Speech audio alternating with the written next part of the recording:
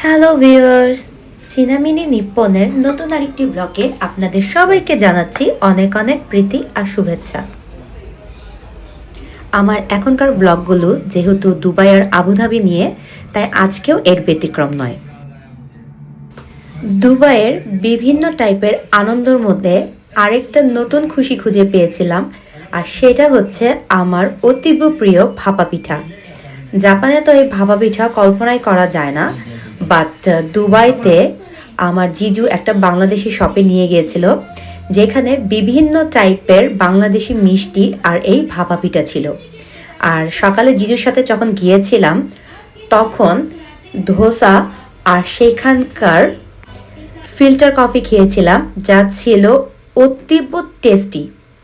আর এই তো রাত্রে কনবানেগা করোড়পতিতে বিভিন্ন টাইপের স্ন্যাক্সের সাথে এই সুন্দর টেস্টি ভাপা পিঠাটা খেয়ে নিলাম।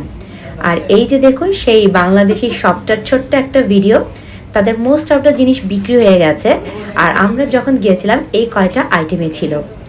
ভিউয়ার্স, আপনারা সবাই ভালো থাকবেন, সুস্থ থাকবেন। আমার নেক্সট ভিডিও দুবাইয়ের ভিডিও দেখাগুলোর আমন্ত্রণ জানাইলো। ধন্যবাদ।